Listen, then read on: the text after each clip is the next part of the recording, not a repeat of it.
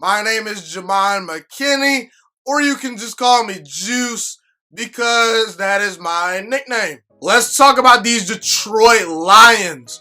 We'll talk about their overall roster and just how the Detroit Lions will fare during the 2020-21 NFL season. I will also tell you how many games they will win this year. Now, I'm actually very high on the Detroit Lions. I will say this right now. I won't be shocked if they make the playoffs. I won't be shocked if they sneak in as potentially a wild card team. I don't quite think that Detroit is ready to win the NFC North this year. And I'm not officially predicting they will make the playoffs, but this team should at least be in the NFC playoff picture, probably fighting for a wild card spot. And you might think to yourself, how can you say that? The Detroit Lions, they were picking top 3 in the draft. They had a top 10 pick. How can you say the Detroit Lions are going to be good this year? Well, let's think about it. The Buffalo Bills and the San Francisco 49ers made the playoffs this past year, right? Guess what?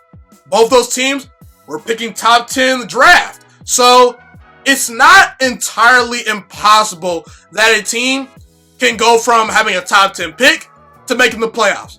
Detroit might be a team that could potentially do that this year, And let me address Matthew Stafford right here, because I think Matthew Stafford might arguably be the most underrated quarterback in the entire NFL. I'm really behind with my film analysis videos, guys. I will try to get a Matthew Stafford film analysis video out to you guys at some point this offseason. And I still have, next season to, do the film breakdowns and all that. But I want to kind of get the Matthew Stafford film analysis out before the season officially starts, because I think that Matthew Stafford is the most underrated quarterback in football. I want to prove that to you guys through film, so hopefully I can get that out to you guys before the season starts, but no guarantees there. I'm doing my best right here. But listen, let's just talk about Matthew Stafford's year last year. Where was Matthew Stafford last seen on the football field? In 8 games, had a 3-4-1 record, which is not awful. But when you look at his individual season, Matthew Stafford in 8 games last year, 2,500 yards, 8.6 yards per attempt, which is very, very high. That shows he's making big plays down the field. 19 touchdown passes, 5 interceptions, and a 106 passer rating. If you were to, project Matthew Stafford's statistics based on that sample size, he was on pace, if he played a full 16-game season, to throw for, wait for it, 5,000 yards, 38 touchdown passes, to only 10 interceptions. That's some MVP level football right there that Matthew Stafford was playing last season. He was very good last year. And I do believe Matthew Stafford has some of the best weapons at his disposal that he has ever had. He's never going to have a wide receiver as good as Calvin Johnson. But this wide receiver and tight end core overall might be the best of Stafford's career. Kenny Golladay had 18 yards per catch last season. He led the NFL in touchdown receptions. Now, he only got 11 touchdown receptions, but Kenny Golladay, he's arguably the most underrated wide receiver in the entire NFL. He's at least in that conversation. Marvin Jones is a very good player. Danny Amendola, he's the guy that can catch those short underneath passes. And, he's Matthew Stafford's safety blanket. And not to mention, I think TJ Hawkinson has all the talent in the world. TJ Hawkinson obviously did not have the greatest rookie season, but a lot of tight ends struggle out the gate. And a lot of people, when TJ Hawkinson was in the 2019 NFL draft, they were comparing TJ Hawkinson to potentially being maybe the next Rob Gronkowski. Now, I don't think he's ever going to reach that level, but TJ Hawkinson has some real potential. He might break out in his sophomore season.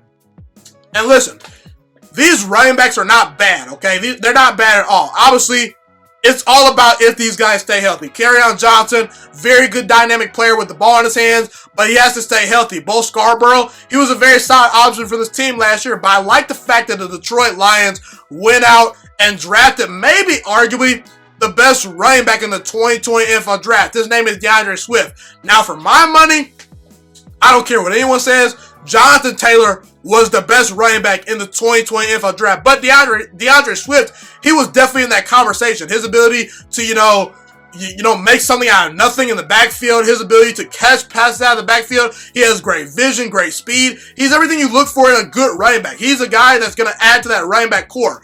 And I think the offensive line is a decent unit.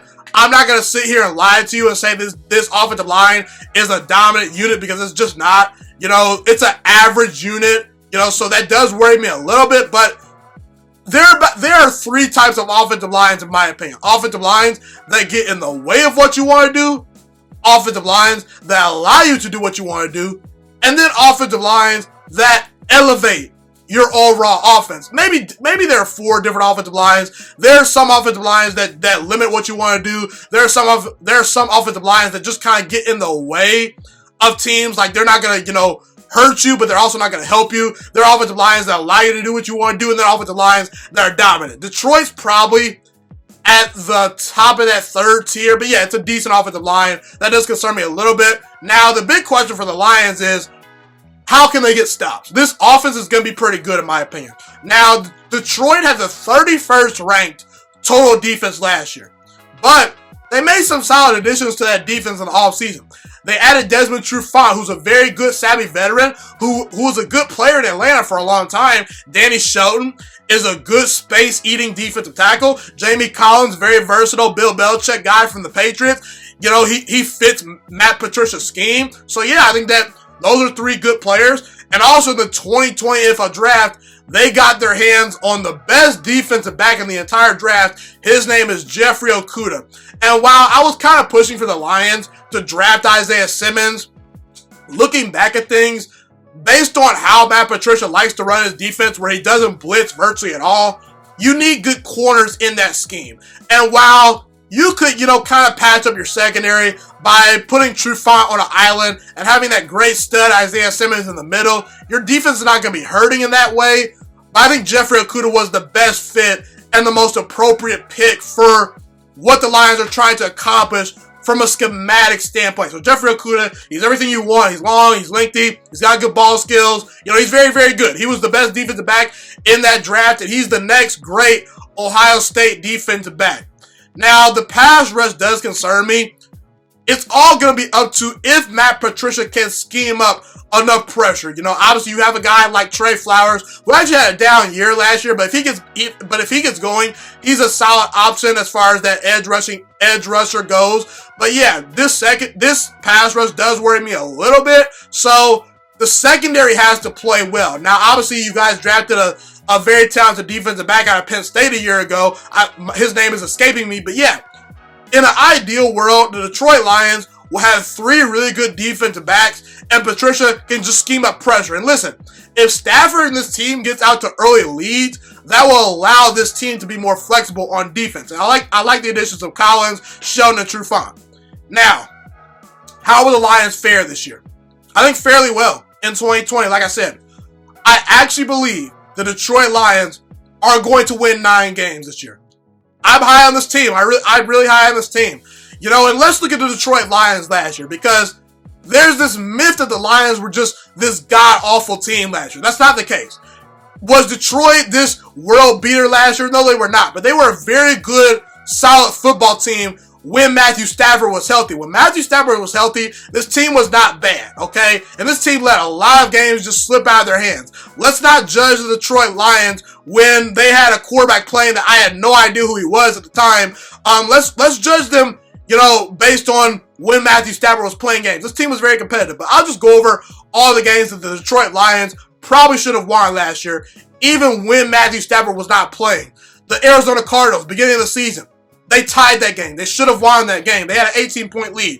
Versus the Kansas City Chiefs, when they were actually very banged up in that game, they nearly beat Patrick Mahomes and the defending Super Bowl champions. They barely lost that game.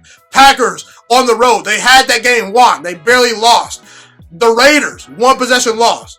The Bears game, both Bears games actually, very close losses. The Cowboys game without Matthew Stafford, that was still a 1 possession game. Versus Washington last year, they had that game won. They lost that game by 1 possession. The Bears, like I said, I mentioned the Bears earlier. The Broncos, that was a close loss. The Packers, week 17, they had Aaron Rodgers and the Packers by the ropes, and they nearly won that game with a backup quarterback. The Packers won 13 games last year. So Detroit was very competitive last year. Now, what worries me about Detroit is, for whatever reason, this team finds a way to get in the way of their success. You know, this team finds a way to screw up games. But this year, if Matthew Stafford plays like an MVP and the defense, you know, kind of just does their thing and just kind of plays complimentary football, this team can win a lot of games. So I'm going to bank on Matthew Stafford having his best season yet statistically. And from the eye test, I think that people are going to watch Detroit Lions games and say, hey, man, Matthew Stafford, he's very good. I think the defense will be a lot better. This team cannot be as bad as they were last year if their team is relatively healthy this year. Now, let's look over the schedule a little bit. I'm officially not picking all these games. I'm not officially telling you what games the Lions are going to win. I'm just going to kind of give you a gauge on how I feel about each game and who should be favored in each matchup. Chicago at home, I would favor Detroit. I think they're better and more explosive offensively. I don't believe in Trubisky. And I think a healthy Matthew Stafford can win that home game. At Green Bay, I have you splitting with Green Bay this year. Whether you win on the road or at home, that remains to be seen. I don't think you sweep Green Bay this year. Green Bay's still a very good football team that can win the Super Bowl, in my opinion. I still like that defense. I still love Aaron Rodgers. So you'll split with Green Bay. At Arizona, I'd actually favor Kyler Murray and the Cardinals in that matchup. I just think that Kyler Murray is the next great quarterback. And I think that they'll outscore you guys in that game. So Detroit, not going to win that game probably. I'd favor Arizona. New Orleans. That's a sneaky game that Detroit actually can win. I'm going to put that in the toss-up category just because I don't quite know how good Drew Brees is going to be this upcoming season. I think that New Orleans is honestly one of the more overrated. They're one of the more overrated teams in all of football. And I just think that, I don't know. I just think that the Saints might have squandered their Super Bowl opportunity. I think that Matthew Stafford at home can beat this team, okay? Bye week at Jags. You can beat the Jaguars off a bye week. They're not very good. At Falcons, that probably will be a loss just due to the fact that Atlanta did make some strides to improve their team in the offseason. They have a very high-powered offense. In Indianapolis, at home, that's one of those tricky games where I could see the Colts winning that game just because I think the Colts are a more well-oiled machine than the Detroit Lions. They're more well-coached, and that defense is sneaky good. So I don't know who's going to win that game. I put it up in the toss-up category, but if Matthew Stafford plays this game, this team can win.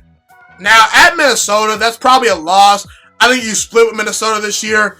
Washington football team coming to Detroit. Don't sleep on that game. I think that Washington is actually a very underrated team. I like Dwayne Haskins as a quarterback. I love their defensive line. And they're the type of team that can get after Matthew Stafford, get him off a spot, and maybe create some turnovers and just win off of defense and running the football. But I would probably favor Detroit just because I think that they're better on offense. I think they can move the football enough versus that defense.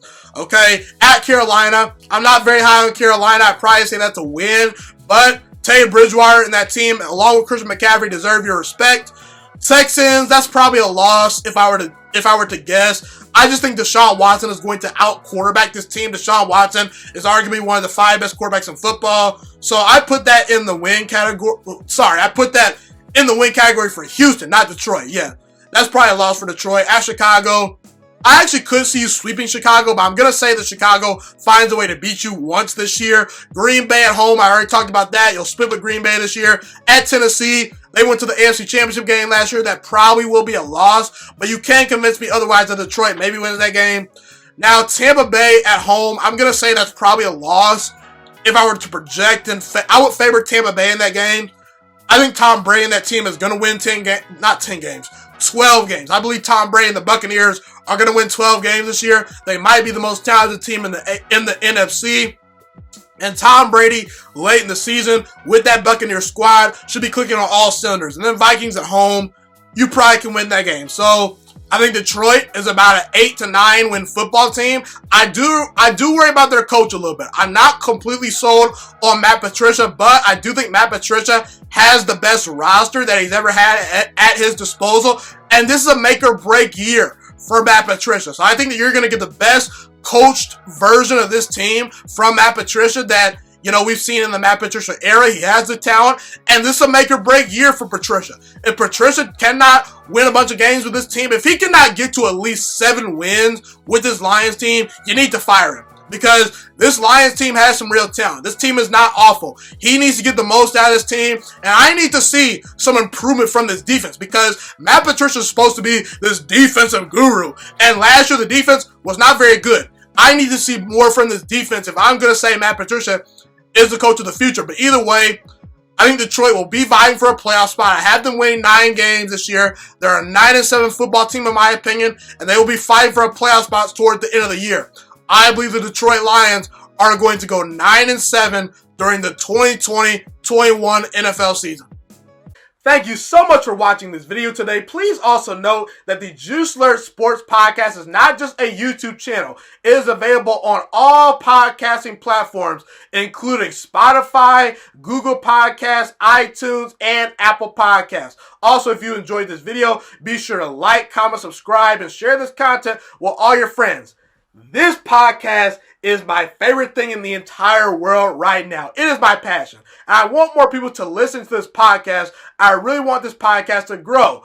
Also, a fun fact about me is that I want to go into the sports broadcasting and media world once I graduate from the University of Toledo, a college in Northern Ohio. I currently am a freshman there right now. I am looking to become one of the next great sports broadcasters and analysts out in the world. And I potentially would like to start my own network if this podcast really truly grows. Or if I fall short of that goal, I would love to work for a big time network like ESPN or Fox Sports 1. I am open to all networks. So if you believe in my dreams and you see or hear my passion through the screen, be sure to tell all your friends about the Juiciest Sports Podcast. Stay motivated, you guys. Have a God bless day, and I'm out.